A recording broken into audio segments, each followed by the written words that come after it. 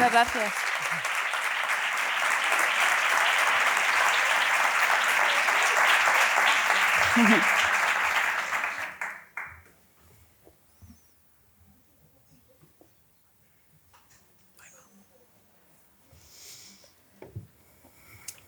Cuando escribo me gusta mucho ir al detalle de las cosas y sacar, o a lo mejor mirar de una manera diferente a lo que llevo mirando toda la vida para sacarle un significado distinto. Y con Madrid me pasaba un poco eso, de repente pues eso, el barrio en el que he vivido siempre o sitios a los que he ido siempre, vuelvo, lo veo con otros ojos y de repente pues rescato sensaciones o emociones o ideas que me da ese lugar que seguramente si no hubiera tenido la oportunidad de escribir sobre Madrid no me hubiera dado cuenta.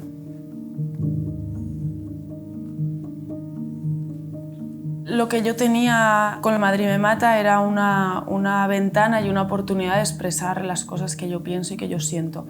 Y tengo un poco también en mi escritura ese carácter reivindicativo y cuando escribo me pasa igual que cuando estoy en un escenario, que quiero aprovechar el momento y quiero aprovechar esa oportunidad y hacer el alegato que yo considere y que considero que se adecua a mis valores y a mis ideas y que puede servir de algo y quizá ayudar a mejorar un poco el mundo y la sociedad desde mi punto de vista.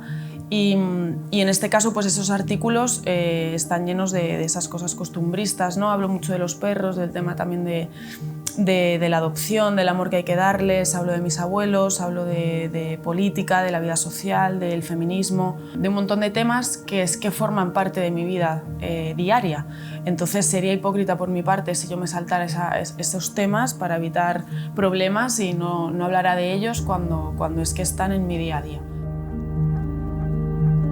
Me he sentido muy libre a la hora de escribir todos los textos de Madrid me mata, tanto en la época en El País como ahora con todo el proceso de edición, y me ha permitido reconvertir todos esos artículos, darles otro enfoque, completarlos, escribir cosas nuevas, regresar un poco a todas esas emociones, volver a vivirlas y completarlas, y me he sentido muy, muy libre. No concibo otra manera de escribir que no sea desde mi libertad y desde la verdad. Creo que si me faltaran esas dos cosas no sería capaz de escribir ni una sola palabra, y en este libro pues todo lo que hay es libertad y verdad.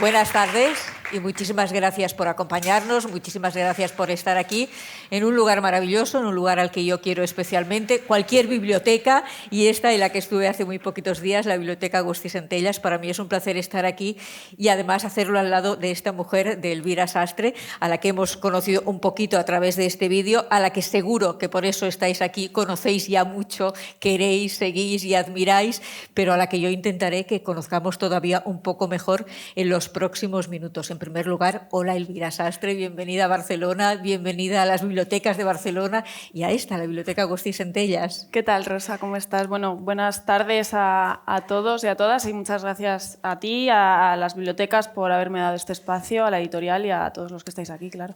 Hablaremos de bibliotecas porque de eso también habla el libro y de muchas otras cosas. Para mí es un placer estar con Elvira porque, bueno, ella publica desde hace muchos años, pero con el libro Días sin ti es cuando tuve la oportunidad de conocerla más de cerca. Pero fíjate, Días sin ti fue 2019, si 2019. No recuerdo mal. 2022, a todos nos han pasado un montón de cosas, al mundo le han pasado un montón de cosas, pero yo creo que a ti más, porque tú has pasado de llenar pues, recintos como este, maravillosos, de llenar bibliotecas, de llenar librerías, a llenar teatros, pero teatros en los que hay 100, centenares o miles de personas. Es decir, que tu vida ha cambiado mucho, como ha cambiado también en estos 10 años que recoge este libro, desde que dejas Segovia y llegas a Madrid. Vamos a hablar, si te parece, de Madrid me mata al Madrid me vive. Vale. Que hay un paseo por barrios, por casas de Elvira. Está el Madrid nocturno, el Madrid diurno, el Madrid de las fiestas, el Madrid de las manifestaciones y está también el Madrid del confinamiento. Sí. Hay un momento que hablas de los repartidores, por ejemplo, que van frecuentemente a su casa a llevarle cosas varias, entre otras cosas, libros, y un día aparecen con este libro, con Madrid me mata. ¿Cómo es la sensación de cuando tu libro llega a tu casa, Elvira? Pues mira, yo el libro lo vi por primera vez en Barcelona, porque vine al recital aquí hace unos días y Sí. antes de irnos pasé por la editorial y lo tenían. Y me dijeron, seguramente cuando llegues a casa tienes unas cuantas cajas para firmar, y efectivamente cuando llegué de noche tenía las cajas ahí, así que es el primer libro que no recibo de un mensajero, Ajá. sino que lo tenía ahí esperándome en la puerta. Pues fíjate qué curioso, o sea, lo ve primero en Barcelona, el libro se titula Madrid me mata, hoy sale a la venta y hoy lo presenta en Barcelona. Lo presentas antes en Barcelona que en Madrid. ¿Has visto? Como tiene que ser, me a parece. ver si tengo que cambiar el título a lo mejor. Bueno, lo que tienes que hacer es uno de Barcelona un día. Pues también.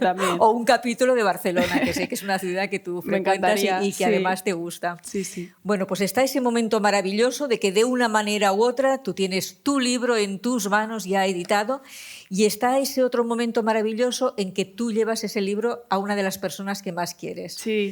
Que lo llevas a tu abuela. Sí, ¿Cómo sí, fue eso ese fue, momento? pues mi abuela ha estado, bueno, estuvo ingresada además en el proceso creativo de este libro cuando estuve trabajando en él, y además fue por COVID, entonces ahí estuvo cosa de un mes y pico, y recuerdo pues eso, que siempre cuando hablaba con ella por teléfono cuando se encontraba bien, porque tuvo momentos que estuvo, vamos, de hecho nos fuimos a despedir casi que 2 veces de ella, y cuando estaba un poco así más lúcida sí que me preguntaba todo el rato por el libro, porque ella mis padres le hacían, claro, estos artículos salían en la sección de Madrid, no salían en la sección del Sí. País Nacional.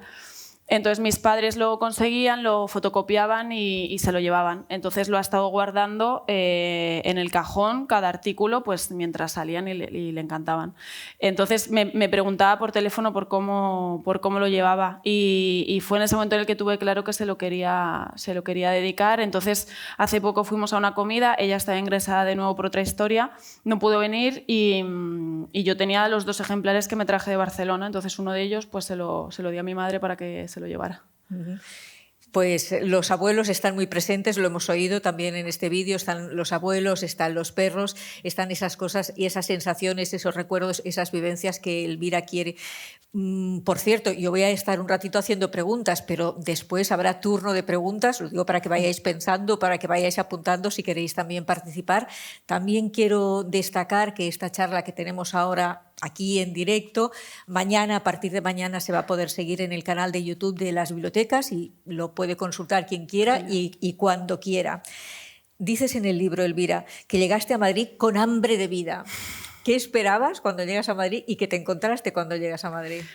Pues es que yo venía de Segovia y pude, durante un par de años, estuve yendo y viniendo a la universidad en el autobús, que estaba como a 1 hora, 1 hora y 10. Entonces, claro, esos 2 años a mí me sirvieron para probar un poco lo que era Madrid. Entonces, evidentemente, yo no me quería ir de allí, y esto está muy mal, siempre lo he dicho, pero yo había veces que no iba a clase porque quería irme por Madrid, a conocer Madrid con mi amiga Andrea, a la Universidad de la Calle, que dicen, ¿no?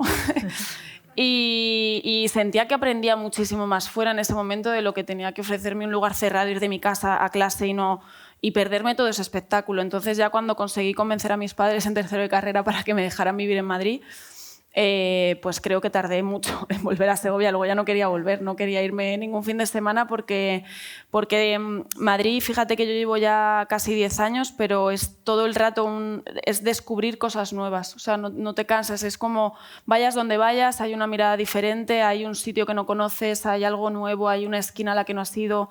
Y fíjate que este libro habla sobre todo de la parte del centro de Madrid, que es donde yo vivía. Ahora ya que me he ido a las afueras he descubierto otro Madrid. Pero este libro fundamentalmente es de esas zonas, entonces imagínate todo lo demás que tiene Madrid para ofrecer. Hay unas cuantas mudanzas, también hablaremos de los barrios, recorreremos Madrid a través de las mudanzas de Elvira Sastre, pero hay otra cosa también muy curiosa que dice Elvira, que llegó a Madrid mirando al suelo. Y a partir de ahí cambió, bueno, que Madrid ya lo sé que es maravillosa, pero tampoco es Nueva York, que sí que te invita a levantar la vista. ¿Qué pasó para que cambiara tu manera de caminar? Eso que ahora nos estabas contando, Sí. que todo te sorprendía. Yo creo que tuvo más que ver con un crecimiento mío personal. Sentía que Segovia ya la conocía de memoria, ya me había dado todo lo que tenía que ofrecerme, no había nada nuevo, entonces no me producía curiosidad. Entonces no tenía necesidad de levantar la mirada porque no me iba a encontrar nada nuevo. De hecho, me sentía bastante, de alguna manera, encerrada. Y cuando llegué a Madrid era todo lo contrario. O sea, todo el rato eran cosas nuevas, cosas que ver, cosas que descubrir, y eso me hacía estar muy... Yo soy muy curiosa, entonces me hacía estar como todo el rato alerta de las cosas que pasaban y esa prisa que hay en las ciudades grandes, ¿no? Porque siempre te estás perdiendo algo. Y en Madrid siempre te estás perdiendo algo, pero bueno, al final aprendes también a disfrutar de lo que estás viviendo. Y en casa, cuando dices que te vas a ir a Madrid, ¿lo entienden? ¿Les parece bien? ¿Era lo que ya esperaban que pasara? Yo soy muy convincente y uso mucho la retórica, entonces al final acabo convenciendo. Sí, a ver, era algo yo creo que inevitable. También mis padres lo vieron, que yo ya estaba, que no aguantaba más, y también por el bien de nuestra familia era mejor que pusiéramos un poco ahí de distancia, que nos fue muy bien. Y porque es verdad que mi hermana sí que se fue, pero mi hermana fue a estudiar a otra universidad que estaba más lejos, en Getafe, entonces es cierto que ella sí que vivió la parte esta de estar en una residencia porque no tenía la opción de ida y vuelta. Pero yo en ese momento podría haber seguido con ese sistema, pero bueno, les convencí. Como mi madre siempre dice que termino haciendo lo que me da la gana, pues tampoco lo pelearon mucho porque no tenía salida eso. Y es así, ¿no? Haces siempre lo que te da pues la gana. Tengo que reconocerlo, creo que sí. Pero lo que me da la gana no son cosas malas, que por lo menos exacto. Todo está bien dentro de lo que cabe. Sí. Bueno, vamos a empezar el recorrido por Madrid, el recorrido de casas. Primera casa, primer piso. Primer piso, pues en la Latina, que eso también fue, eso claro, para convencer a mi madre. Mi madre pretendía que yo me mudara a la universidad casi, porque sí. Claro, el miedo ¿no? Pero vas a estudiar, no vas a estar... Y entonces, pues, recuerdo que me fui con 2 amigos y que yo es que tampoco conocía Madrid, no conocía los barrios, entonces a mí me valía cualquier barrio. O sea, yo miré pisos desde cerca del metro de Lucero, que es una zona a la que yo ya, o sea, no he vuelto jamás ni lo conocía, pero estaba en la línea 6, que era la circular del metro y la que me llevaba a Ciudad Universitaria, a otras zonas, pero como que yo ahora lo digo y digo, ¿dónde te ibas ahí tan lejos que no había ahí vida de nada? Y estaba lejos. Y de pronto vimos un piso que estaba en la zona de las Vistillas, por la parte de atrás de la Latina, que el piso es viejísimo y un horror, pero la zona era preciosa. Pero claro, estaba un poco lejos de la universidad, pero la zona es que era la Latina, claro.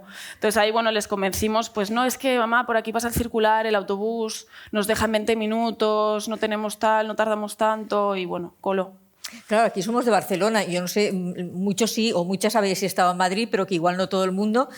¿Cómo explicarías qué es la Latina? El barrio donde, por ejemplo, nació otra poeta, nació Gloria Fuertes. Sí, bueno, o Gloria Fuertes fue en la Latina o en Lavapiés, o un poco entre medias, ¿no? Puede o ser, por Tirso, puede ser, sí, pero bueno, en la intersección esa que hay ahí.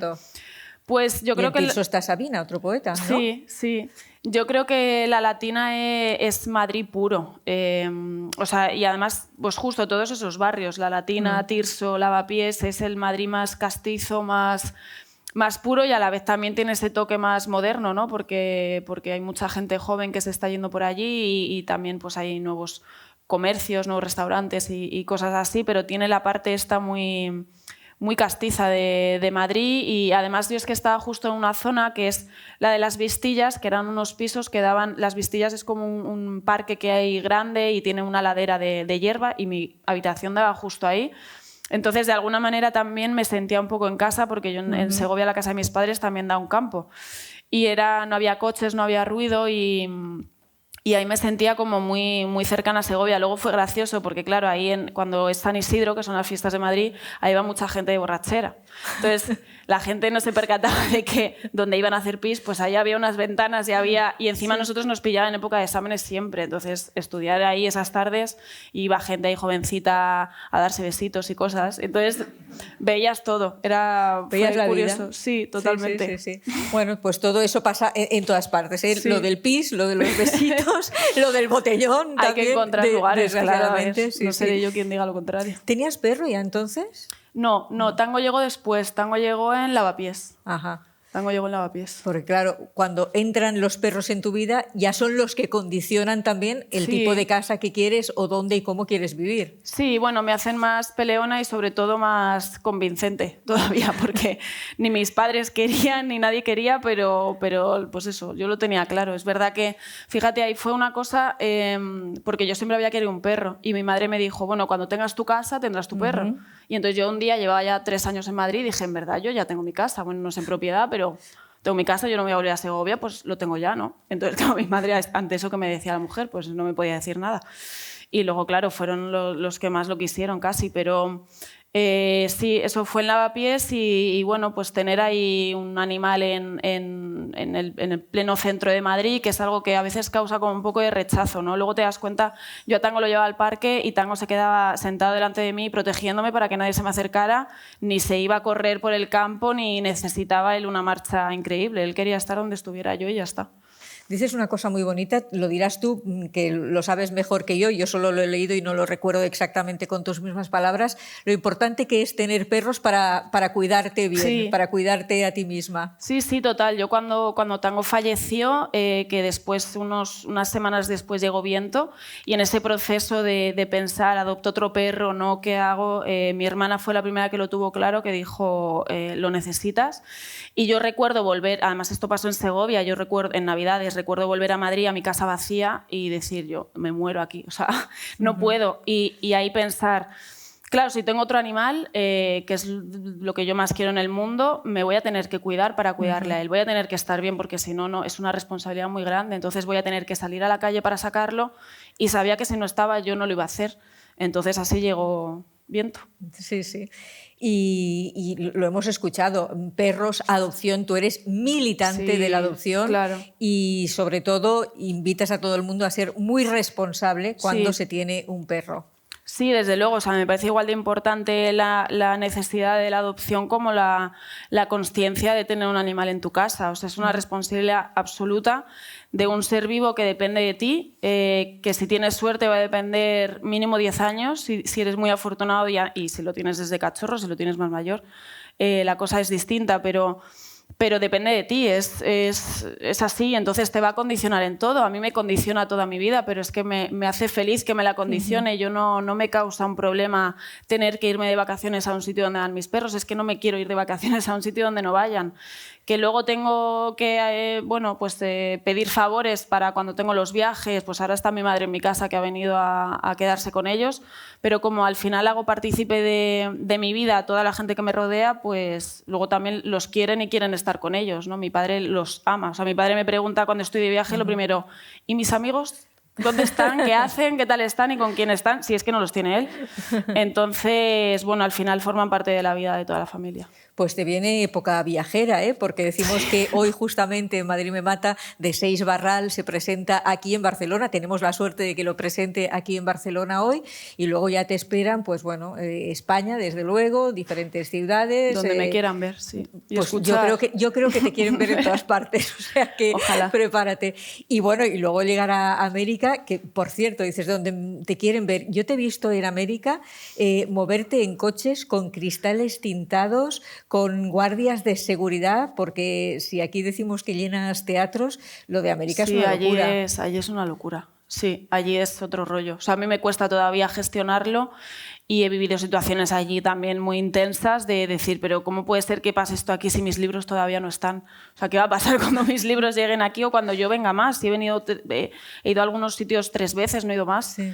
Pero sí, allí yo creo que es que hay un amor y una pasión, sobre todo por la cultura, que es muy fuerte. Creo que aquí en España es quizá una cosa más personal de cada uno. Si a ti te interesa la cultura, vas a ir a buscarla, vas a hacer el esfuerzo de comprarte un libro, de asistir a un acto, vas a hacer hueco, vas a invertir en ello, pero va a venir por un interés propio. Yo creo que allí está como muy metido en la sociedad, en la educación sobre todo. O sea, a mí me cuentan allí los programas que tienen de literatura y los comparas con los de aquí, que cada vez además quitan más autores, sí. y se te cae un poco la cara de vergüenza, ¿no? A mí me da mucha envidia cuando me dicen en Argentina que estudian literatura japonesa, la de España, la hispana, y aquí dices, es que aquí creo que, no sé si queda Rubén Darío de autores latinos, no hay nadie más, nadie, y en poesía hacía muchísimo menos, por supuesto.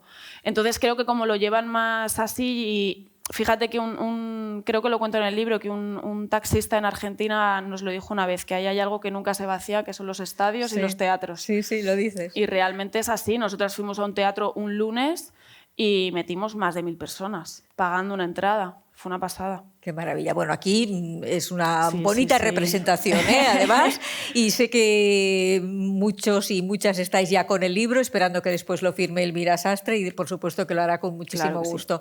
Seguimos hablando de Madrid y de los sentimientos y sensaciones de Elvira Sastre. Dices que en Madrid es la ciudad donde te sientes menos sola cuando estás sola. Sí.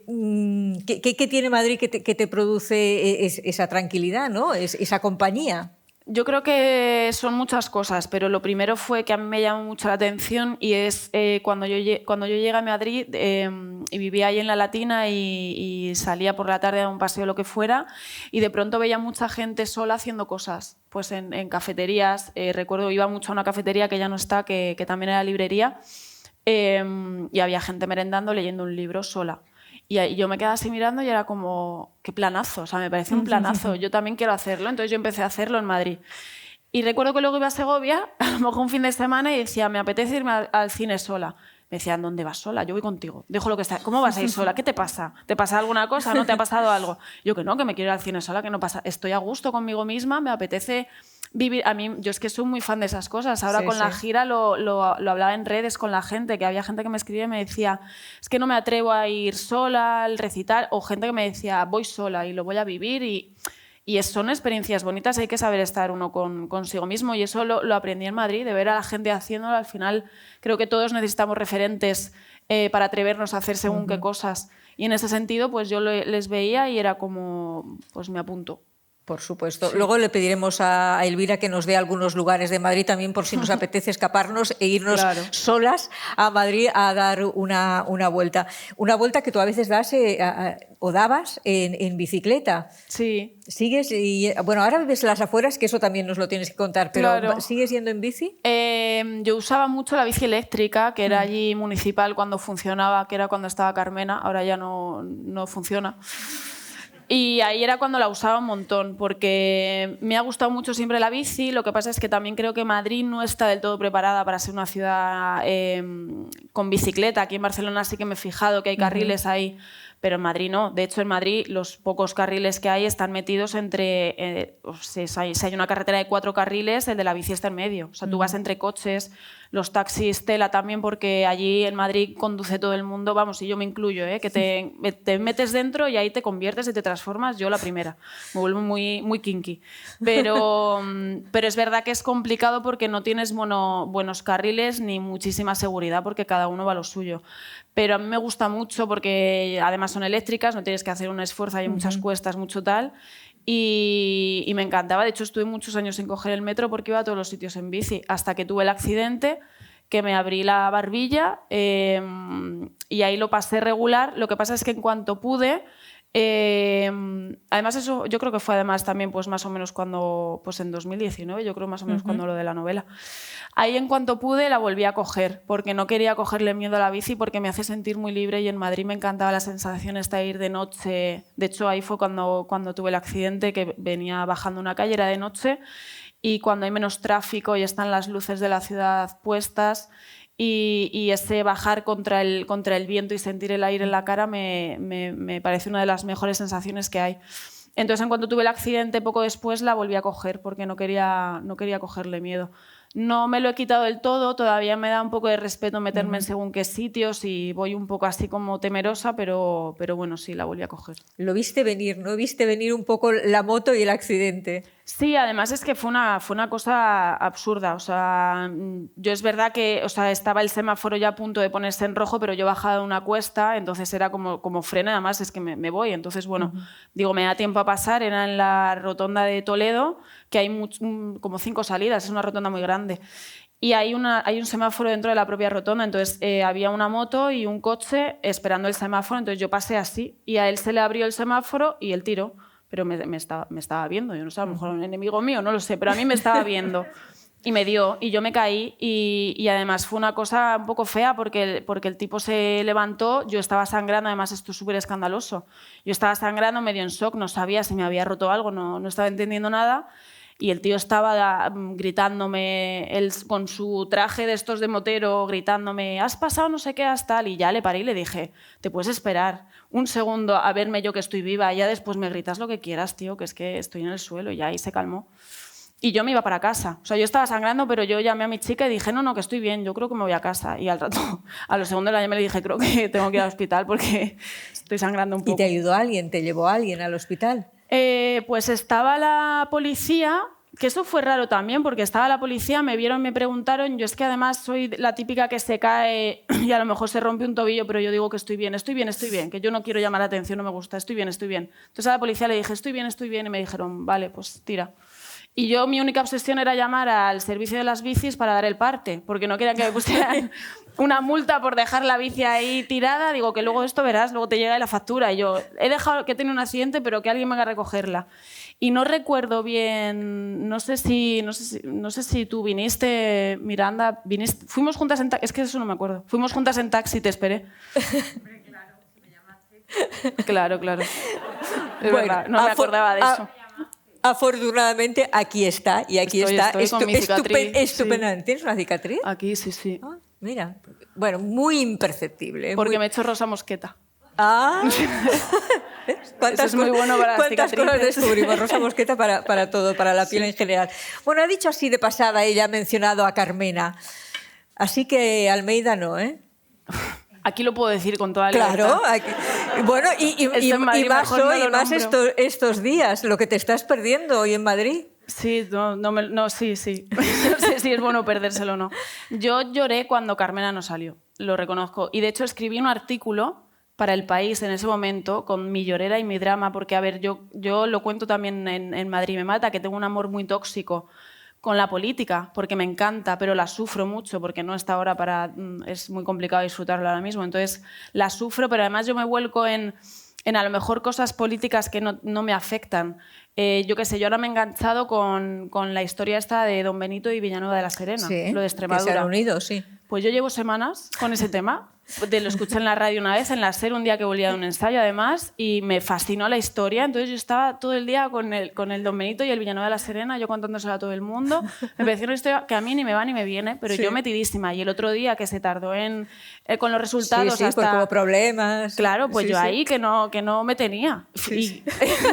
Pues así yo funciono un poco así con estas cosas. Entonces es verdad que cuando Carmena no salió, yo lo pasé fatal y escribí un artículo que, vamos, poco más, que en verdad menos mal que luego me lo pensé y escribí otro más tranquilo porque ese lo tengo guardado ahí, está bajo llave, pero lo pasé regular porque creo que en esa época, sin ser yo experta, sin ser analista política ni tener ni idea más allá de cualquier ciudadano, creo que hizo cosas muy buenas por Madrid a nivel social. Yo creo que hay dos maneras en la vida de entender la política y sobre todo de votar, y es pensando en ti o pensando en los demás. Y a mí me han enseñado en mi casa desde siempre a pensar en los demás. Entonces, soy afín a la gente que hace cosas pensando en los demás y no solamente en unos pocos privilegiados. Eso es la izquierda para mí. Entonces, tengo mis convicciones súper claras y luego lo que intento cuando voto es votar al partido que más se aproxima a ellas, sin intentar tener unas expectativas súper altas porque luego sufres mucho y cabreándote y ejerciendo tu derecho al cabreo y a la manifestación y a todo este tipo de cosas cuando las cosas no están bien. Bueno, te gusta tanto la política que de pequeña se grababa intervenciones de políticos. Eso nos lo dice en el libro. Pero lo que no dice en el libro es a quién grababa. Mira, ¿a qué políticos grababa? ¿Sabes qué pasa? Que yo era muy pequeña y me acuerdo perfectamente que vi un mitin de Zapatero, sí, en el que estaba en la oposición, estaba Aznar en el gobierno, y dijo, yo es que era muy pequeña, y dijo algo tipo, nos están robando las carteras. Es que me acuerdo de esa frase. Yo me quedé fascinada porque dije, ¿qué cabrones? Están robando las carteras de mis padres. ¿Entiendes? Yo no tenía ni cartera ni nada. Y luego fue toda la época esta del no a la guerra, sí, que mis padres también me llevaron a la manifestación. Estaba como muy puesta en eso. Entonces, de repente tuve como una fascinación brutal por Zapatero. Entonces yo tenía cintas de cassette grabadas, pero que es que eso, mis padres estaban de limpieza y el otro día las encontraron porque es que tengo como una agenda en la que pone no sé qué de ZP. O sea, Cosas que no tienen ningún tipo de sentido, pero que bueno, que es que yo era así, pues tampoco lo voy a esconder, pero tengo una cinta que pone todo sobre Zapatero. Te lo juro. Pues ya está. Pues eso es genial. ¿Has coincidido alguna vez con él? ¿Le conoces? No, que va. No. No, que bueno, tú conoces a mucha gente ahora, podrías perfectamente haber coincidido con él. He coincidido, pero Zapatero no, y tampoco yo qué sé. Luego es que era la época esta de PP-PSOE, ¿no? Que no había otra cosa, y sí que fui mi abuela también es muy de izquierdas, entonces yo qué sé, lo he tenido. No toda mi familia es de izquierdas igualmente, pero hemos sido así más combativos, muy republicanos también. Entonces yo estaba ahí con mi banderita de la República en la agenda del colegio, pintada. No sé. Y claro, bueno, ahora que decías, y Madrid es eso, Madrid es ir también a manifestaciones. Madrid, estamos a muy poquitos días de celebrar el 8 de marzo. Madrid es eso, salir a la calle también, o el 15M. Claro, yo es que viví el 15M, yo no sé si ya me había mudado a Madrid, yo creo que todavía estaba en Segovia y lo viví. O sea, la época esa brutal, yo estaba en la universidad, entonces no había otra cosa, lo que había en la universidad eran piquetes, no había... Entonces yo estuve en Sol y estuve en todas las manifestaciones, y tengo amigas que se quedaron a dormir, hicieron acampada, y viví también las cosas más feas de cuando cargaron tanto y cómo se fraguó Podemos en este sentido, y salieron nuevos partidos, y ese cabreo de la gente, yo estaba fascinada, a mí me encantó. ¿Y te encantó? Quiero decir, ¿te mojaste, te implicaste? No me impliqué, o sea, me impliqué a nivel de participación. Sí. No hice, o sea, había gente ahí que estaba muy motivada haciendo de todo y tal. Yo atendía y escuchaba, tampoco estaba luego allí todo el día metida, pero sí que iba a todas las manifestaciones, y me encantaba descubrir muchas cosas de cómo estaba funcionando España políticamente hablando en ese momento, cosas que yo desconocía, y realmente pues despertar un poco y vivir lo que es la transformación de algo que crees que es inamovible, que no se puede cambiar, que luego resulta casi siempre en un hastío muy grande de la gente, ¿no? Que al final estás en casa quejándote en Twitter y no haces nada más, y ver de pronto que sales a la calle, que te quejas, que eres ejemplo fuera del mundo, que se va replicando. En Segovia también se hizo, y en otras ciudades. Eso me gustó muchísimo vivirlo, y creo que también me marcó de alguna manera. Y de ese Madrid bullicioso, de ese Madrid en la calle, pasamos a ese Madrid en el que no hay nada ni nadie en la calle, ni en Madrid, ni en ninguna ciudad, y nos quedamos encerrados. Y también hablas de ese confinamiento, que a ti, por ejemplo, te produce sequía a la hora de escribir, ¿no? Sí. Que estás en casa pero no puedes escribir porque te falta la vida, te falta salir a la calle. Es que estaba todo, o sea, el paisaje era siempre el mismo, estaba todo como en pausa, y lo de fuera parecía una guerra. Entonces era como no tengo nada de lo que escribir, o sea, ¿cómo me voy a poner a hacer ahora un poema o a inventarme una historia de ficción con esto que está pasando? No, y tampoco sentía la necesidad. Yo cuando no tengo la necesidad no lo fuerzo, no escribo y ya está. Pero es verdad que tenía que hacer mis entregas del país. Entonces, estos artículos fueron mi único contacto con la escritura en esos meses, y a mí me ayudó muchísimo, porque fue una manera también de vivir la realidad, o de quizá darle la forma o la visión que al final yo le quería dar, que es lo que yo he hecho cuando he estado escribiendo estos artículos. No he tenido ningún tipo de condicionante de nada.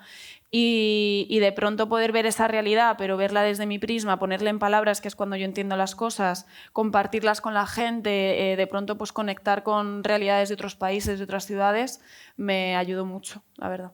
Y suerte y nos ayudó mucho también durante el confinamiento. Por un lado, la lectura, que ahora hablaremos también de la lectura y de los hábitos de lectura y de cómo fueron en el confinamiento y de cómo están hoy en día, que no es tan mal, pero bueno, depende cómo se mire. Pero que durante el confinamiento, gracias a las redes, además tú eres muy activa en Instagram, en Twitter, Facebook, etcétera, bueno, pudimos hacer muchas cosas, pudimos sentirnos muy acompañados. Sí. Tú antes me estabas recordando una iniciativa muy bonita que pusiste en marcha y que me gustaría que compartieras con todos los que están ahora aquí en la biblioteca. Sí, yo no sé si quizá alguno lo vio o participó o lo estuvo siguiendo. Lo llamamos Poesía en tu sofá. No sé si alguno sabe, ¿lo vio? ¿Cómo no? ¿Cómo no lo? Si aquí una cosa bonita, no se pierde nada tuyo, Elvira. Es verdad. Fue una cosa bonita. Lo hicimos 4 amigos y Y de pronto, bueno, esto fue, pues, yo estaba hablando con Inma Cuesta, Sí. no recuerdo por qué, pero estábamos hablando, pues estábamos medio confinados y entonces me dijo, esto fue porque nosotras teníamos billetes para irnos a Colombia y a Ecuador antes del confinamiento. Recuerdo además perfectamente la conversación de decir, ¿qué hacemos? ¿Vamos o no? Y decir, claro, vamos, pero luego pensar, yo además diabética, digo, ¿cómo pillemos el coronavirus en Colombia? A saber, a mí me da un poco de miedo, entonces decidimos posponerlo / cancelarlo y fue en ese momento, 2 días después, cuando saltó el confinamiento. Entonces ahí sí que nosotros pensamos, que además íbamos los 4, en hacer un directo para esa gente que no había venido. Y no sé cómo lo estaba hablando con Inma y entonces me dijo, ¿y por qué no hacemos, o sea, entre las dos dijimos, ¿y por qué no hacemos algo como más grande? Y ella me dijo, yo puedo llamar a gente que participe, tal. Entonces dijimos, venga, vamos a organizarlo. Entonces lo hicimos entre los 4, un festival virtual que consistía en que gente de diversos ámbitos culturales, pues actores, actrices, cantantes, periodistas, de todo, poetas, por supuesto, escritores, que leyeran sus poemas favoritos durante media hora. Entonces fue muy bonito, hicimos así como la escaleta de todos y en principio iba a ser un fin de semana, pero triunfó. La gente nos escribía mensajes preciosos agradeciendo como por un instante que todo el horror se pausara y se encontrara un ratito para algo hermoso, para algo bello. Y de hecho me acuerdo de muchos mensajes de sanitarios que decían, joder, acabo de llegar de una guardia, os he escuchado y he llorado todo lo que no he podido llorar esta semana. Entonces fue muy bonito y al final decidimos repetir los 2 fines de semana más, porque además muchísima gente se quería unir. Y ahí ya lo cortamos y fue guay porque se replicó en otros países. En América Latina se hizo, creo que en todos. De hecho, siguieron haciéndolo tiempo después y consiguieron también a grandes nombres. Y fue un proyecto, la verdad, que yo recuerdo con mucho cariño. Qué bien.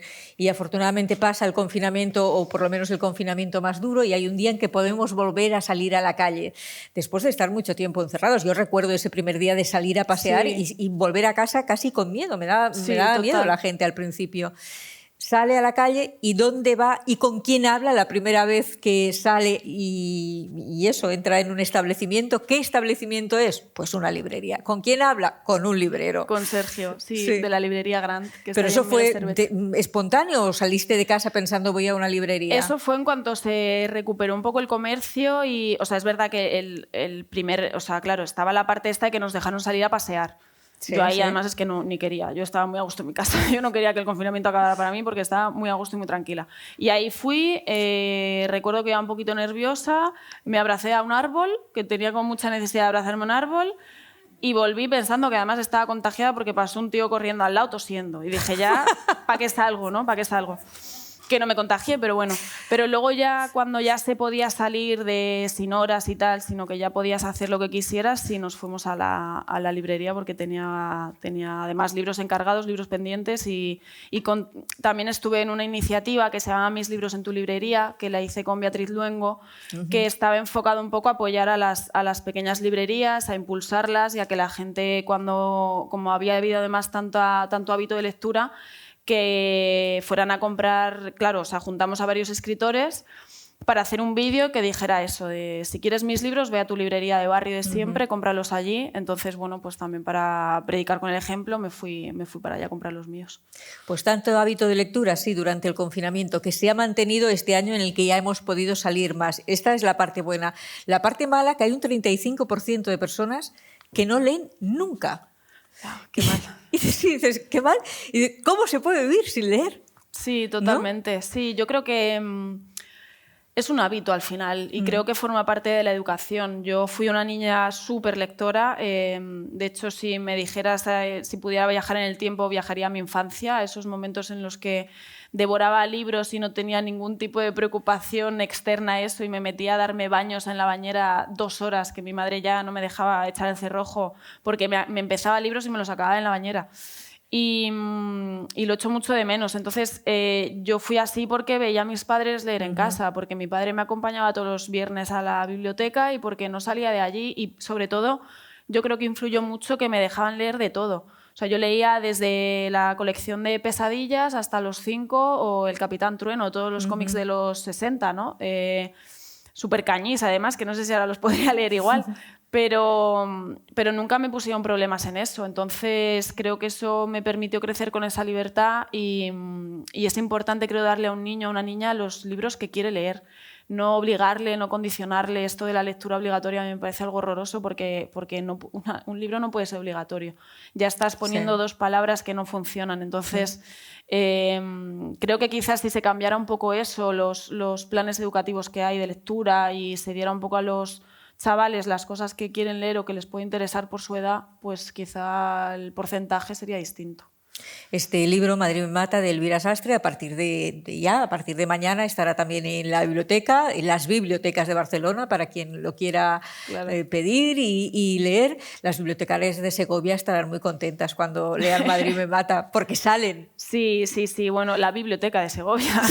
Bueno, no, decían las bibliotecarias. Sí, además hace poco justo me escribió una de ellas que se pensaba que no me iba a acordar. Digo, pues si es que tengo si no veía a otra persona todos los fines de semana, digo, si la tengo grabada de memoria en mi cabeza. Sí, además luego cambiaron de recinto ya cuando yo me había ido, pero cuando yo era pequeña la biblioteca allí estaba pues en la calle Real, en pleno casco histórico, y era un edificio súper antiguo, de esto que va subiendo las escaleras y crujen, entonces el ambiente de libros era perfecto.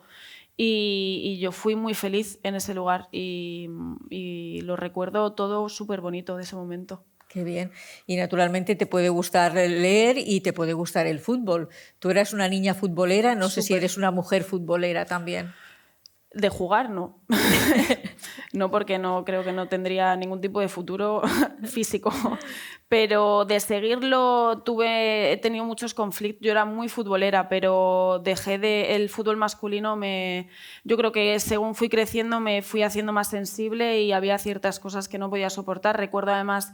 yo es que he pasado por todos los equipos. Claro. ¿Has sido hasta del Barça? Sí, mi último equipo fue el Barça, o sea, cuando ganó las 5 copas, claro, de la mejor época. Ahora ya mejor. Bueno, hay que estar a las verdes y a las maduras, ¿eh? Sí, es verdad, pero yo lo dejé hace ya mucho tiempo. Pero es verdad que yo qué sé, de pequeña era del Depor, de la Real Sociedad. Fui del Madrid mucho tiempo porque casi todos mi familia eran del Madrid, me regalaron la equipación por mi comunión, yo enseguida me quité el vestido y me puse el traje. Y era muy forofa y fui al campo y todo, pero luego lo dejé como el fútbol, luego me eché una novia del Barça, entonces me hice del Barça a muerte, mi hermana también es del Barça a tope, ya la camiseta era del Barça, lo gocé muchísimo también, hasta que recuerdo que fui a un partido de Atleti-Barça en Madrid y yo iba con mi camiseta, pues bien orgullosa del Barça, ¿no? Y ahí a la salida, que además ganó el Barça 1-2, me insultaron. Además me dijeron, puta catalana de mierda. Y dije yo, no, aparte de eso se sumaron, y yo era una niña, yo es que era muy pequeña ahí, y todos los insultos homófobos, xenófobos, yo dije, ¿pero esto qué es? O sea, lo veo en mi casa, que es cuando pues hay la Eurocopa, lo que sea, lo veo en mi casa, pero yo esto no lo voy a aguantar, no, o sea, no me gusta nada y que no se condene sobre todo, porque al final que la gente hable, pero que no haya alguien que controle eso, no me gusta. Entonces me reconcilié pues, en un partido femenino, que de pronto eso era como una maravilla. O sea, estaba ahí todo el mundo. Fue un Barça-Atleti, además, sí. en el Wanda, en Madrid, y fue una pasada. Fui con un grupo de amigos, que muchos no habían ido al fútbol en su vida, pero era como una cosa de estar ahí, ¿no? De apoyar. Y lo gozamos un montón, y además estoy muy en contacto con el deporte femenino porque mi cuñada también es entrenadora física de fútbol femenino, sé las desigualdades que hay, las injusticias que no se hablan, las condiciones en las que están las jugadoras. Ahora hay una problemática muy grande con el Rayo Vallecano femenino allí en Madrid, bueno, lo podéis buscar porque es terrible. Y entonces creo que hay algo más, o sea, que está el fútbol, pero hay una causa detrás que es más importante todavía y que es importante apoyarlo. Mira, antes de venir aquí leía un tuit de Almudena Ariza, la corresponsal de Televisión Española en Nueva York, que decía que en Estados Unidos van a cobrar lo mismo las mujeres que los hombres que juegan al fútbol. Es que es fuerte que eso sea noticia. Que eso sea noticia y que nos sorprenda y que lo celebremos. Y que habrá que dar las gracias incluso, ¿no? Sí, claro. Pero vamos, es que claro, las diferencias son abismales. No, aquí es de locos. Sí, o sea, pero además en equipos que son de primera y a lo mejor están los chicos en sus viajes, en sus hoteles y ellas en albergues que se tienen que pagar ellas, en literas colocadas, no les dan para comer, pues es una vergüenza. Madrid, no sé en qué mudanza nos hemos quedado, no sé por cuántos pisos hemos pasado, porque han sido 5, ¿no? Han sido pues 1, 2, 3, 4, 5, 6, 7, 8. Bueno, O ánimo. 7. Dios Sí, ¿no? mío. Más o menos. Sí. Bueno, ¿y cómo llevas lo de las mudanzas? ¿Vas desprendiéndote de cosas? Sí, yo antes acumulaba todo y Sí. me daba como pena la vida en general, entonces no podía tirar nada porque aunque fueran objetos inanimados me daba pena deshacerme de ellos, pero con tanta mudanza he aprendido a ir con lo justo, que son todos los libros, que eso sí que son 20 millones de cajas y poco más, mis cachivaches de cocina y poca historia más. No, intento no acumular demasiado, me gusta mucho además darle cosas a mi madre, a mi hermana, a mis amigos, lo que sea, o sea, desprenderme de cosas. Y ahora aparece Madrid me mata, pero ahora no vives en Madrid. Bueno, sí, estoy a las afueras, en un afueras. pueblo en las sierras, sí, Sí. sí, sí, pero es otro Madrid distinto. Y te fuiste huyendo de ruido, de los precios de los alquileres. Sí, bueno, fue un poco mezcla de todo. Pilló el confinamiento, que yo creo que ahí hubo una huida masiva de mucha gente, entre la que me incluyo. Yo además trabajo en casa, escribo en casa y de pronto vi que eso me dejaba de funcionar porque no estaba como en el mismo sitio en el que había estado pasando algo muy fuerte que acaba de pasar, no estaba todavía gestionado. Y no sentía que fluyera igual que antes. Entonces hice un amago también de buscarme un despacho en otro sitio, no me funcionó y fue como el paso ahí de decir vámonos, porque además nosotras siempre hemos querido tener muchos perros, ser casa de acogida y es verdad que al final el piso se nos quedaba pequeño y si a eso le sumas que pagas casi lo mismo por un piso en el centro que por una casa guay a las afueras, pues lo teníamos ahí. Era un sueño que teníamos pendiente y decidimos adelantarlo un poco. Enseguida os voy a dar paso también para que hagáis preguntas, si queréis. Luego incluso le pediremos a Elvira que si le apetece nos lea un fragmento de Madrid me mata, luego el momento de las firmas. Pero hay algo que sí que quiero que comentemos también y que compartas con nosotros, que son esas actuaciones, porque escribir poesía es difícil, leer poesía es difícil. Decir poesía en voz alta es dificilísimo y pocos poetas pasan esa prueba con nota, ¿eh? Pero sí, lo que pasa es que lo de Elvira es otra cosa. Cuéntame, para empezar, tu primer recital de poesía, porque es en Madrid, naturalmente, y dice, ya está, primero y último. Esto no lo voy a repetir nunca más. Bueno, y luego se va al Within Center. Pero el primer día, ¿dónde fue? Yo es que siempre me niego y luego acabo claudicando contra mí misma, sí. Fue una lectura de un poema en un micro abierto en el Café Galdós, en Madrid, que creo que cerró. No estoy segura, y era la época de los micros abiertos allí.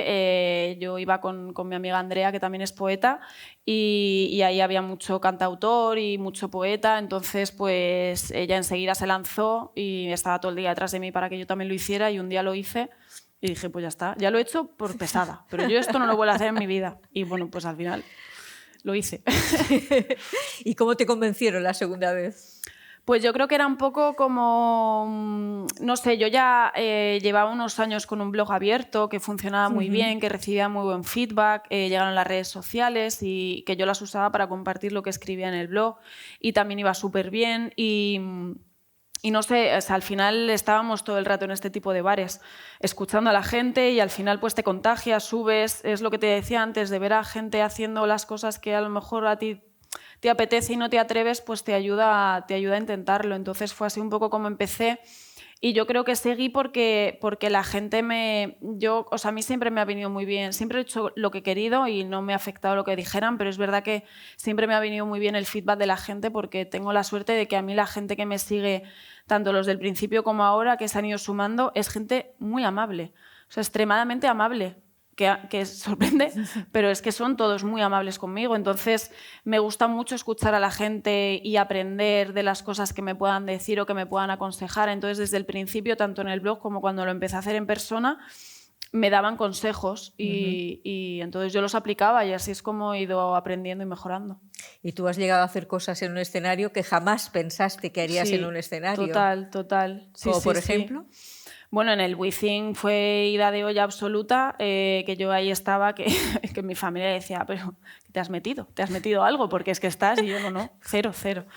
No, nada de nada, pero estaba con un subidón que yo bailando y brotando por el escenario como no lo había hecho en mi vida, porque fue salir y recibir de pronto una energía y un choque brutal de más de 4.000 personas que estaban allí y eso es algo que yo no he sentido en mi vida. O sea, entiendo luego el subidón que tienen los cantantes cuando hacen este tipo de conciertos, porque es que estás flotando, o sea, es una cosa mágica. Entonces esa sensación, como es algo que no vas a encontrar en otro sitio, pues te hace capaz de hacer cosas que no pensabas que ibas a hacer nunca. Pero es maravilloso, ¿no? Es que tampoco es un recital poético, tampoco es un recital de poesía. No sé cómo lo definirías tú, porque es mucho más. Hay música, hay experimentos con la voz. Sí, porque al final, ¿sabes qué pasa? Que el mundo de la poesía, cuando yo entré en él, lo vi como muy limitado.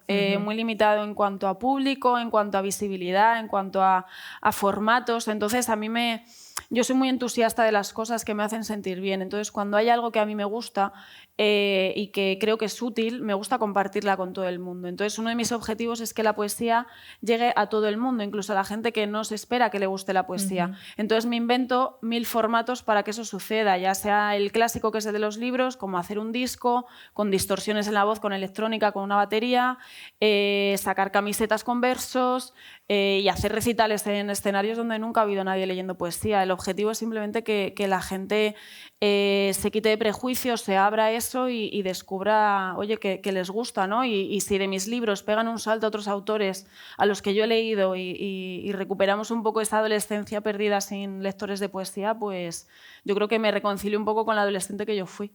Pues qué bien, y eso nos la ha traído aquí a Barcelona a la Sala Bars hace muy poquitos días, sí. O estuvo, como estábamos recordando, en el Wizzing, o estuvo en el Price.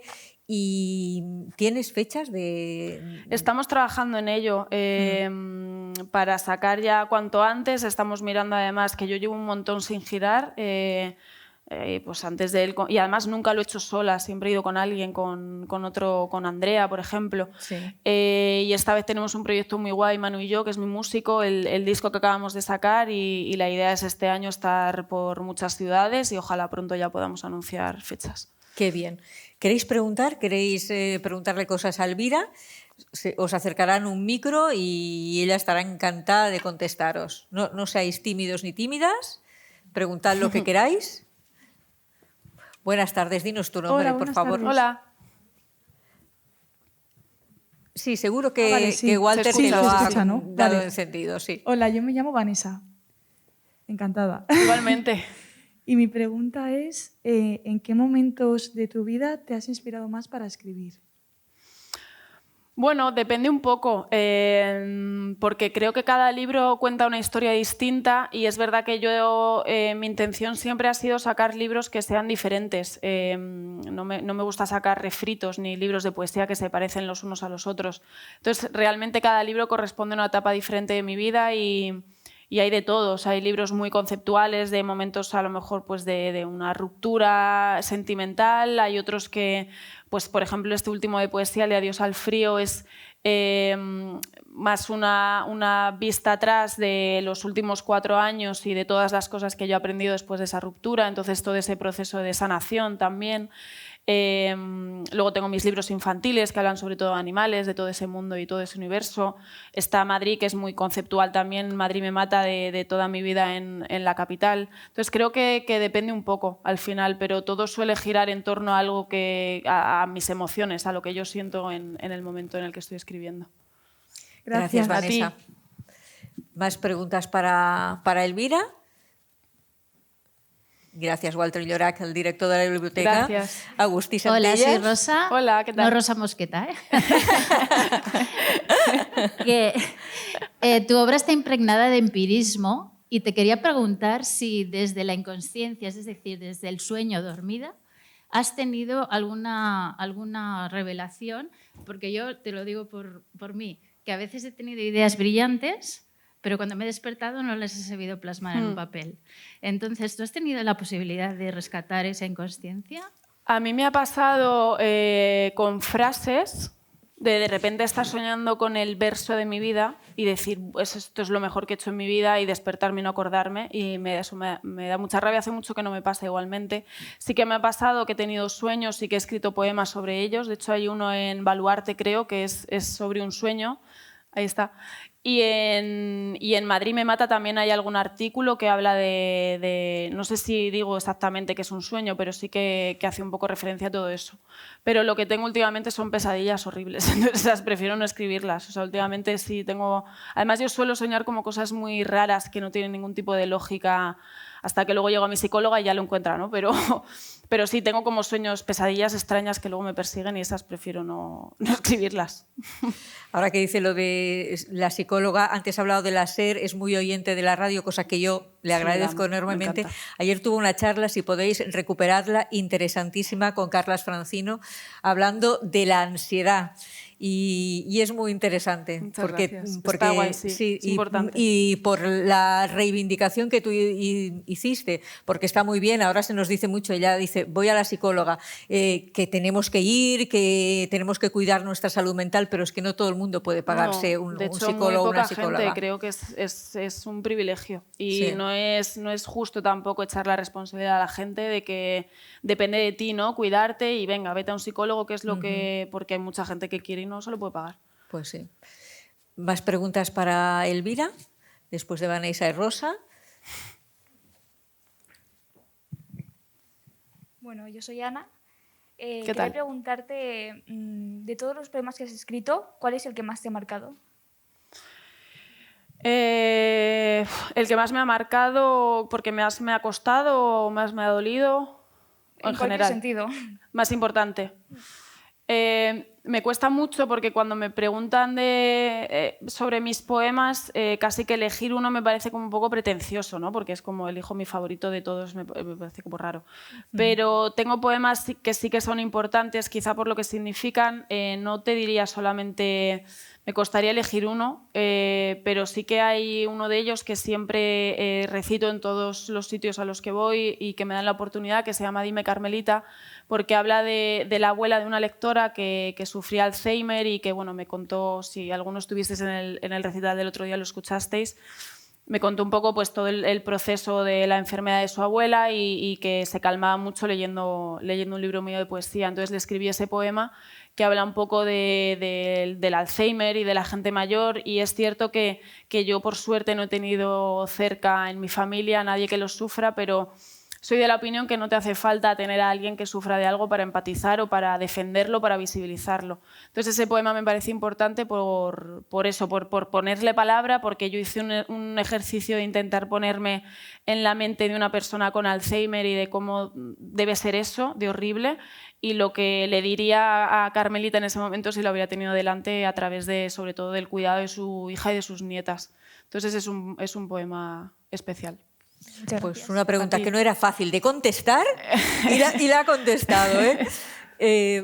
Más preguntas para Elvira mientras llega el micro. ¿Y tienes una libretita al lado en la mesita de noche por si te despiertas en un momento? Yo soy millennial del móvil. Ah, bueno, claro. Mis notas, es que claro, es de otra generación. No te imaginas, una libretita. ¿Dónde voy yo con libretitas? Claro, la pluma, ¿no? No, yo tiro es más rápido, sí. Bueno, pero, o sea, tienes algo ahí para... Sí, el móvil ahí está, luego, sí, claro, sí, pero sí, tengo sí. que llegar y luego yo es que no, me cuesta un montón cuando me despierto. Yo me pongo la alarma media hora antes para estar ahí un rato en la cama despejándome, entonces imagínate, no soy capaz. Más preguntas. Aquí. Hola. Sí, hola. Bueno, soy Valeria y bueno, yo te conozco desde Bolivia y hace poco ha fallecido uno de mis perritos. Vaya, y lo siento. Mi pregunta es, ¿cómo diferenciarías las personalidades de tus perritos? O sea, no tiene nada que ver con poesía, pero... Bueno, está bien, toda la libertad. Pues Viento es eléctrico, responde a su nombre totalmente, es un vendaval, está completamente trastornado y nos trastorna a los demás, pero es muy inteligente, muy cariñoso, excesivamente. O sea, tú haces contacto visual con él y ya lo tienes encima y es muy sensitivo también. Es un perro muy bueno. Y la loba Berta es todo lo contrario. O sea, la loba es muy salvaje, no la vas a domesticar nunca, te sientes muy especial si osa posar su mirada sobre ti. Y si te deja tocarla ya, vamos, o sea, llevamos con ella 4 años y yo creo que el confinamiento le vino muy bien, se volvió muy cariñosa ahí. O sea, y de pronto o sea, el típico momento que estás tumbado y si se te acerca y se te pone encima, te quedas 3 horas quieto para que no se vaya, porque sabes que eso ha sido un milagro. Pues eso es la loba. Pero es muy guapa. Entonces eso, pues ser guapa en esta vida te lo perdona todo. Puede ser todo lo antipática que quieras que se le perdona. Y bueno, si te apetece, la de tango, más o menos. Pues tango era pues mi perro, el perro de mi vida. Era un perro súper bueno, muy protector, tenía un punto además de demasiado protector. También me liaba algunas bastante pardas, pero era muy, muy cariñoso, también muy sensitivo. También tiene como muchas cosas parecidas a Viento, pero es verdad que era mucho más tranquilo, era como un señor. Y no sé, yo cuando estaba tango no tenía tanta conciencia animal y perruna sobre todo, y cuando este fue, y además estuvo enfermo muchos meses, fue el que me enseñó a amar al resto de los perros. De hecho, cuando eso pasó yo dije no me puedo quedar en adoptar un perro y ya tengo que hacer algo más, ya sea la visibilización de la adopción, las donaciones, colaborar con protectoras, ser casa de acogida, intentar todo el rato estar activa en eso, porque me lo enseñó él a cuidar del resto de animales como me cuidó él a mí, como le cuidé yo a él hasta el final. A ti. ¿Alguna más? Hacia allá al fondo. Sí. Ánimo, Walter. Tú pots. Gracias, Walter Llorac. Gracias. Vas a estar por Sant Jordi en Barcelona, ojalá, porque ojalá, este si año que Sant Jordi va a estar claro, de nuevo si más vivo en la calle. Además que me encanta, o sea, yo creo que venía una vez solo, fíjate. Sí. Que fue con la novela y luego ya es que pasó el confinamiento y todo esto y no he podido volver y me pareció súper mágico. Pues ojalá. Sé que disfrutas mucho de la Feria del Libro de Madrid, por eso queremos disfrutar nosotros de Elvira Sastre en Barcelona, en Sant Jordi. Dicen en Seix Barral que sí. Pues entonces ya está. Sí, ellos mandan. Que sí. Adelante, por favor. Yo soy Cristina. ¿Qué tal? Y estuve el otro día en la Sala Bars. Muchas gracias. Y cuando estaba allí recitaste poemas que dijiste que eran capítulos pasados de tu vida, y cuando estás encima de un escenario gritando, recitando fuerte, dándolo todo, acerca de alguien que ya no está en tu vida o de un capítulo que ya no está en tu vida, ¿qué sientes como al transmitirlo a tanta gente y a la vez un poco removerlo dentro de ti y pensar, no sé, como llevarte al momento en el que lo escribiste o que... Sí. Yo es que tengo como muy buena relación con la nostalgia de siempre. De hecho, creo que es el tema que subyace a toda mi obra, porque desde pequeña he tenido muy buena relación con ella, me ha gustado y me ha alimentado mucho de ella. Entonces, no me cuesta ni me duele remover las cosas, volver a cosas de mi pasado, recordar a gente que ya no está. Y al final con los poemas depende, o sea, los que hablan de gente que ya no está y que a mí en su momento me hubiera gustado que estuvieran, pues me traen un poco esa tristeza de ese momento que disfruto, no te voy a decir que no, porque me parece interesante también, y los que hablan de gente que ya no está porque yo he decidido que no estén, me empoderan a saco. O sea, esos me encanta leerlos porque es como me siento una señora y dueña de mi vida totalmente. O sea, que hay un poco de mezcla. Al final es un viaje emocional que te hace estar, o sea, a mí me hace estar todo el rato en conexión con mis sentimientos, con lo que pienso y con las cosas que he vivido, y cada vez que lo expreso en voz alta siento cosas que me ayudan también a conocerme. Qué chulo. Me gustó mucho y me impresionó mucho cómo lo hiciste. Muchas gracias. Espero que para bien. Es que no se pierden nada. Hay más preguntas. Bueno, seguimos con un poquito más de preguntas antes de la lectura.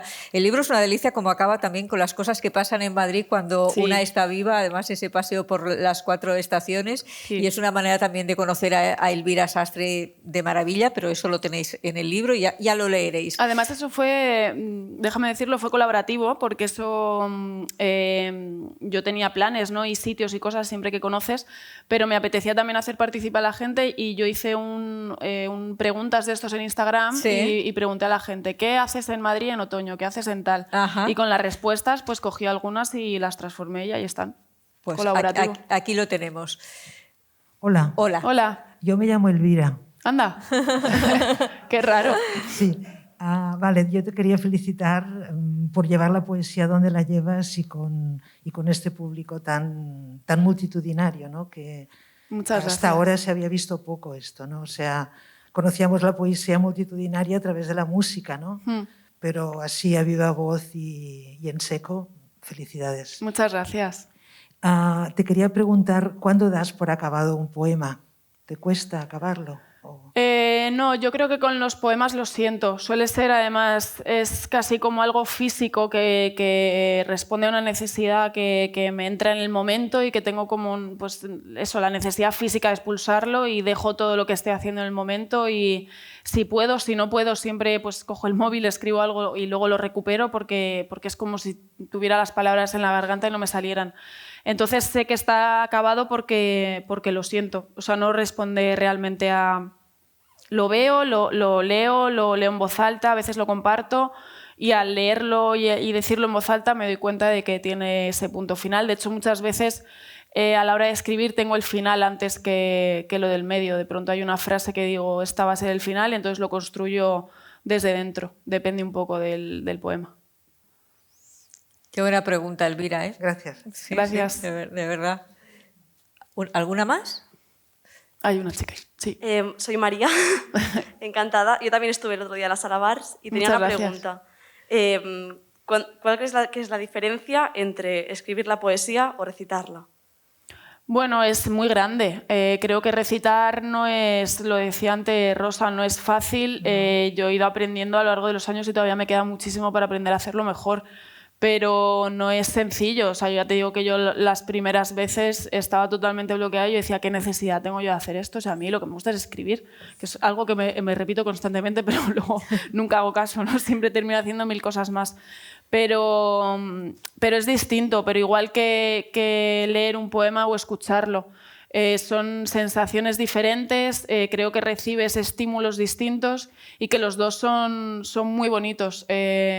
O sea, no creo que hay algo muy mágico a la hora de leer un poema tú solo en tu habitación o en tu sofá y meterte en el poema sin ruidos, y también hay algo muy bonito en escucharlo si además es de la boca del autor, porque te transmite algo diferente o ya va como encaminado en una dirección particular. Entonces creo que es diferente. Para mí leer siempre va, o sea, escribir siempre va a ser más sencillo que recitarlo, pero cuando lo hago pues también recibo cosas interesantes que me gustan y bueno, pues por eso lo hago.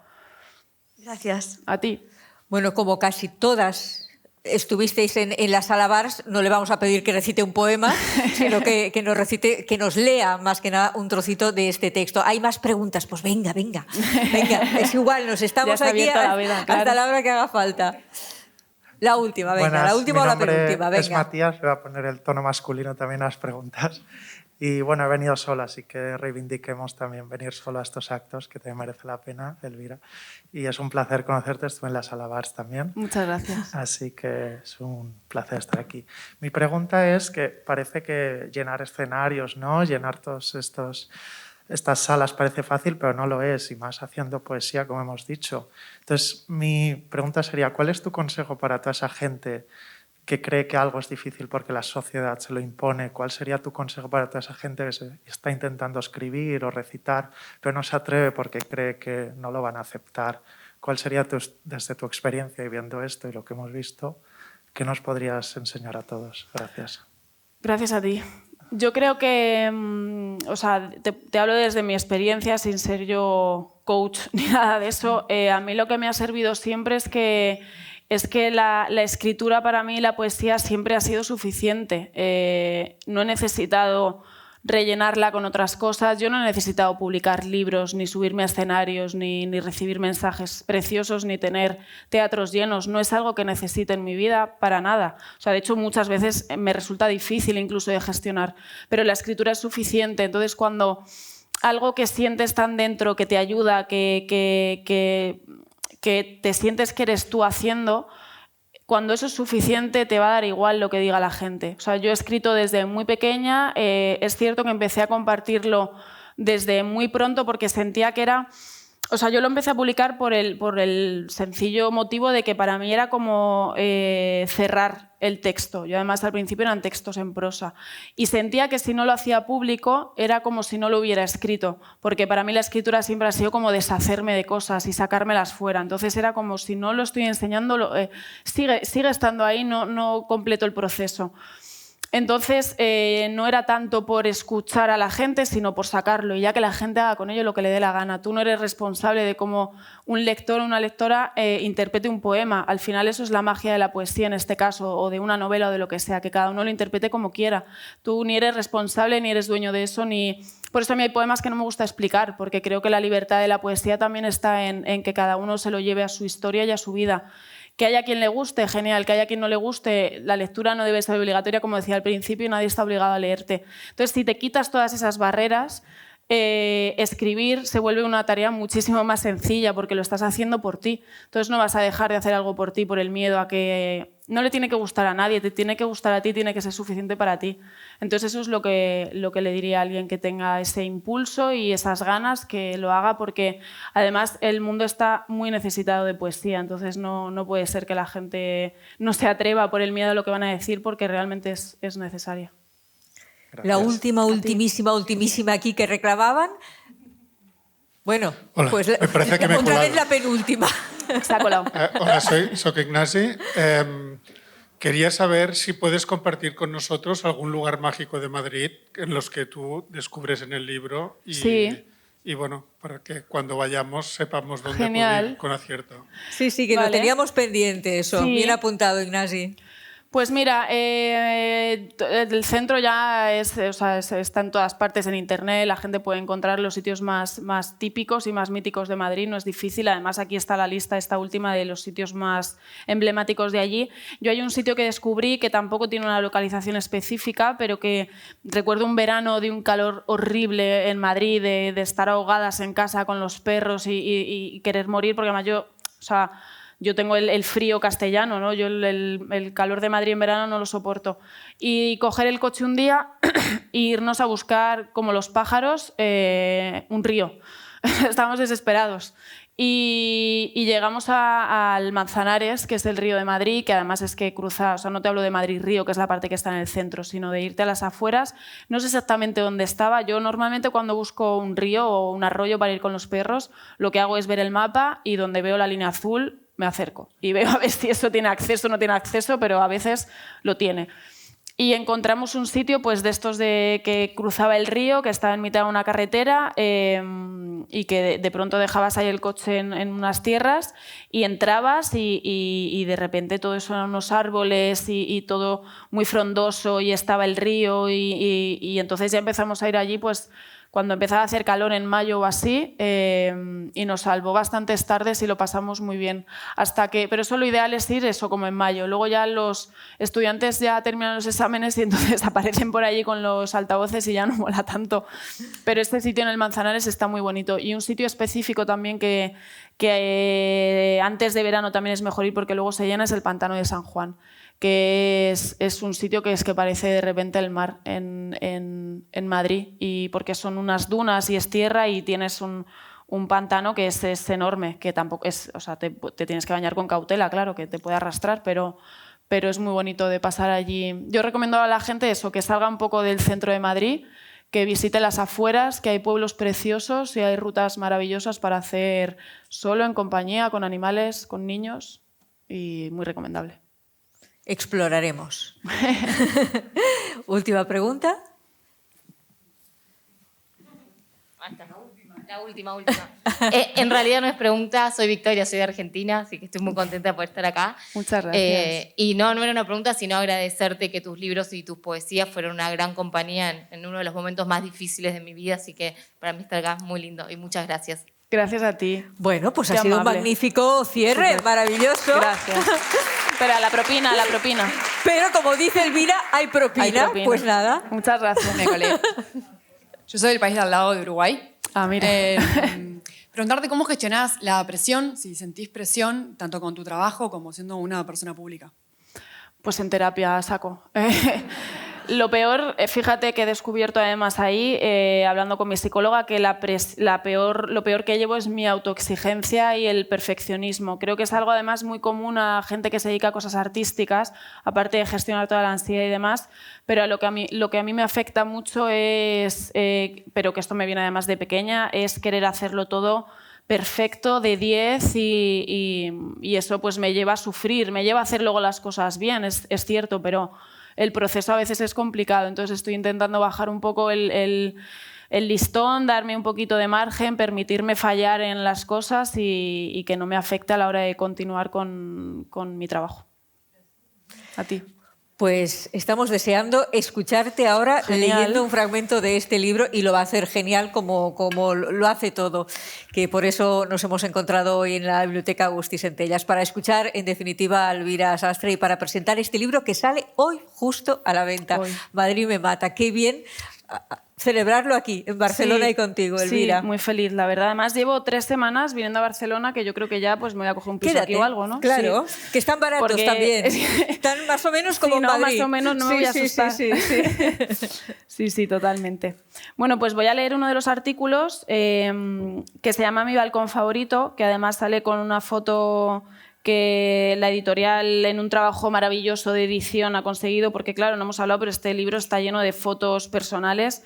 No os esperéis fotones de diseño, porque no, estos son fotos de mi galería y algunas que la calidad era bastante pésima y las han rescatado y han hecho cosas maravillosas. Miranda además ha hecho, las que veáis editadas así en plan con dibujitos y cosas son de la Miren, que están genial. Un aplauso para Miranda. Y para la editorial. Claro, que es un equipazo. Y este artículo lleva una foto en el piso que yo viví unos cuantos años en Lavapiés y estoy escribiendo en el balcón. Creo que es de las pocas veces además que estoy escribiendo a mano y está tan guay. Y bueno, la pudieron rescatar bien para que se viera y lo voy a leer. Por favor. Mi balcón favorito. Hoy, que abandona el calor, que el frío vuelve a las calles de Madrid, que las motas de polvo bailan suspendidas entre los jerseys de lana al sacarlos de los cajones, que a los termómetros apenas les quedan fuerzas para subir un par de grados, que las mantas desocupan armarios y acarician nuestras manos, las mismas que vuelven a buscarse, que vuelven a necesitarse. Hoy, que piden las abuelas por nuestro abrigo, que buscamos con la nariz la llama del mechero al prender el cigarrillo, que duelen los pies al pisar el mismo asfalto que antes nos asfixiaba, que los abrazos a los desconocidos duran 1, 2 segundos más. Hoy, que pensamos en los que duermen en la calle y nos lamentamos lo que dura un café, el mismo que nos saca de las carreteras, que nos duelen los huesos de las rodillas, aunque no pasemos de los 20 años, que no cedemos el asiento nunca, que nos añadimos 2 o 3 kilos a la espalda, aunque nuestra fuerza sea cada vez menor. Hoy, que las playas se vacían de fotografías y solo quedan aquellos que quieren huir sin saber si llegarán a algún sitio, sin saber si en ese sitio quedará espacio, sin saber siquiera si pasarán del hambre de la tercera ola. Hoy, que los planes se reducen a cerrar con llave la casa, peinarnos las canas, encender las facturas cada vez más caras e imposibles y esperar a que vuelvan los nuestros hijos, nuestros nietos, porque un mal viento puede llevarse por delante 8 décadas de vida.